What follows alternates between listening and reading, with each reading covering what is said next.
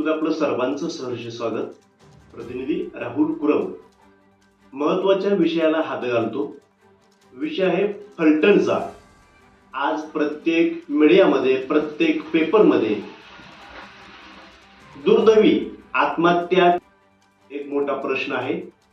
Doctor संपदा मुंडे एकदम गरिबीमधून हालाकीचे जीवन काढत doctor या पदावर विराजमान झाली आणि त्यांची कुटुंबाची परिस्थिती आज प्रत्येक मीडिया माध्यम दाखवत आहे की तिची परिस्थिती काय आहे, ती ड्युटी कशी करत होती, ती ड्युटी करत असताना तिच्यावरती कुठला प्रेशर येत होता, म्हणजेच पोलीस अधिकारी तिच्यावर दबाव आणत होतात, हे सुद्धा त्या मीडियाच्या माध्यमातून दाखवलेलं आहे।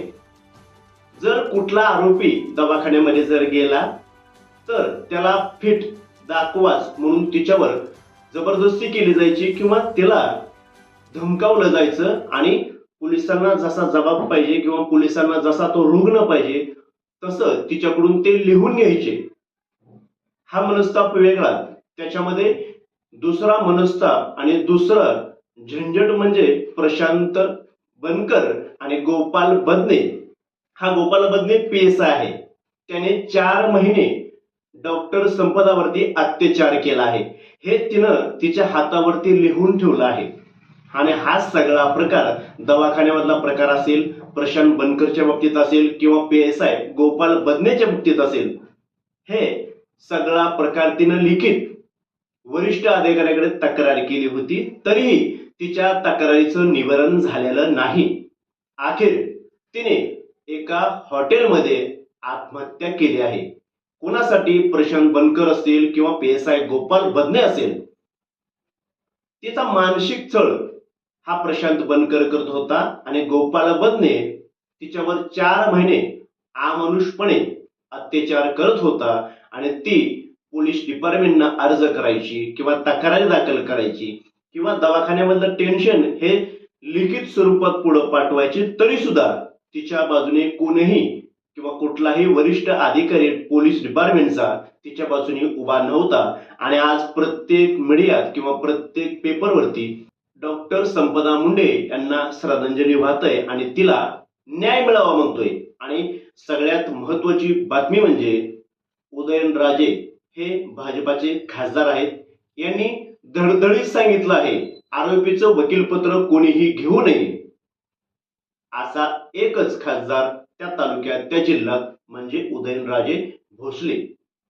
आणि राहिला प्रश्न महिला आयोग, महिला आयोगाच्या ज्या रुपाली चाकणकर आहेत त्यांनी तर हद सोडली असं म्हणावं लागेल, कारण ते नेमकं कुणाला वाचवण्याचा प्रयत्न करतात हे मीडियाला अजून देखील कळलेलं नाही।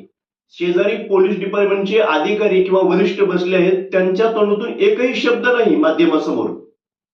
तोपर्यंत त्या महिला आयोगाच्या रुपाली चाकणकरने डॉक्टर संपदा मुंडे यांनाच आरोपी केलं, म्हणजे लाज ह्या गोष्टीची वाटते की जिनं न्यायासाठी आपलं आयुष्य संपवलं, तिला न्याय नाही मिळाला आणि अखेर ती व्यक्ती गेली, तरी सुद्धा रुपाली चाकणकर हात धुवून डॉक्टर संपदा मुंडेच्या पाठीमागे का आहेत, याचा मोठा प्रश्न आहे। पण मला एक गोष्ट कळत नाही, एकीकडे तपास अजून व्हायचा आहे, प्रशांत बनकर असेल किंवा PSI गोपाल बदने असेल यांचा तपास अजून होत नाही, तोपर्यंत महिला आयोगाच्या रुपाली चाकणकर तिच्यावर आरोप सिद्ध करून मोकळ्या झाल्या आणि हे जवळजवळ 1 तास मीडियामध्ये चाललं होतं। त्या मीडियाच्या माध्यमामध्ये असा एकही प्रश्न तिला विचारला नाही की तुम्ही हे सगळं डॉक्टर संपदा मुंडे यांच्यावरती का टाकताय किंवा का लागताय, तुम्ही तपास पोलिसांनी काय केला हे मीडिया समोर सांगा ना, असा एकही प्रश्न तिला कुणी केलेला नाही। मला फक्त गोष्ट एवढीच म्हणायची की मध्यंतरी हगवणे प्रकरण झालं, आता डॉक्टर संपदा मुंडे झालं, तर अशा गोर गरीब जनतेनं न्याय कोणाकडे मागायचा? कारण पोलीस यामध्ये जर असं सामील होत असेल किंवा आरोपींना जर पाठीशी घालत असेल तर सर्वसामान्यांचा न्याय हा कुठे शोधायचा?